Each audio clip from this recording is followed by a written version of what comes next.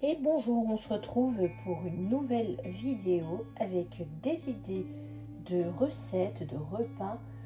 Alors aujourd'hui, j'improvise et je vais faire des pâtes aux poireaux que l'on a eu chez le producteur du coin. Je les ai pas fait de suite, donc les poireaux ils commencent légèrement à être un peu plus fatigués, mais franchement ça va.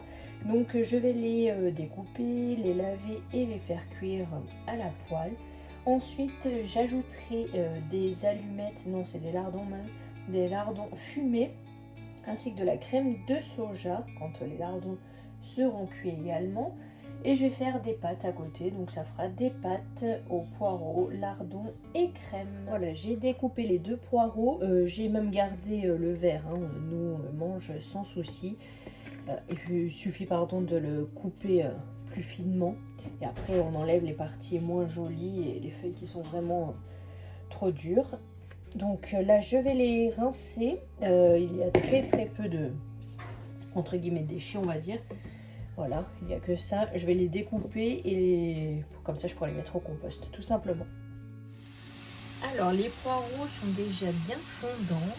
J'avais juste ajouté du sel et quand ils commençaient un petit peu à accrocher à la poêle, les poireaux, j'ai rajouté de l'eau. Donc là, je vais mettre les lardons fumés et ensuite, quand ils seront cuits, j'ajouterai la crème de soja. Là, j'ai mis les pâtes à cuire avec du sel dedans, du sel de Guérande. Donc j'ai fait des tortilles. Je vais utiliser donc les lardons fumés comme ceci, 100 ml, moins 25% de sel, j'en mets un seul, voilà, ça suffira, et de la soja cuisine. Et voilà, je viens d'ajouter la crème de soja parce que les lardons sont bien cuits, les poireaux également, je mélange un peu. On va vraiment se régaler, ça sent hyper bon, et les poireaux frais, franchement, c'est excellent. Et là, les pâtes sont bien cuites. On s'ajoutera juste un petit peu de fromage râpé dans l'assiette. Et impeccable, un bon petit repas simple mais efficace.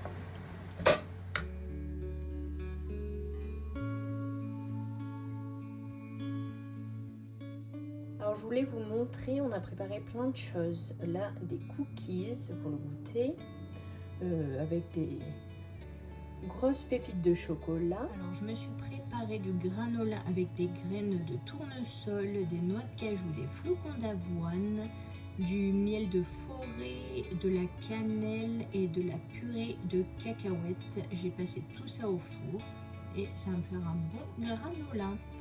On a également fait plein de crème dessert au chocolat. Alors ça c'est du lait, de la maïzena, du chocolat noir dessert et du cacao non sucré.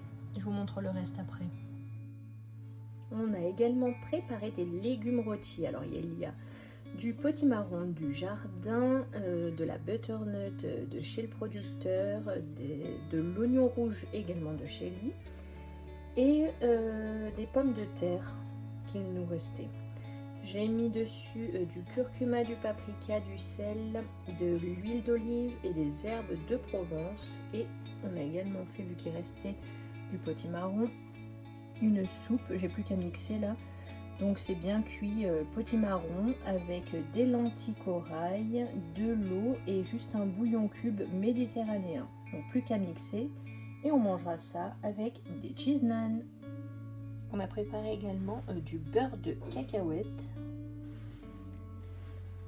Donc c'est juste les cacahuètes grillées salées que l'on mixe plus ou moins longtemps selon le robot. Et on a préparé le sucre vanillé. Vous voyez ici la gousse de vanille. Voilà, plus qu'à attendre tout simplement que ça, je sais pas comment dire, infuse la vanille pour avoir un bon goût de sucre vanillé. Alors j'espère que cette petite vidéo avec une recette complète et quelques idées de salé et de sucré vous aura plu. N'oubliez pas de commenter, de liker et de vous abonner, ça me fait très plaisir. Je Je vous mettrai probablement les recettes là, de ces quelques repas en barre de description. Voilà, je vous dis à très bientôt pour une prochaine vidéo.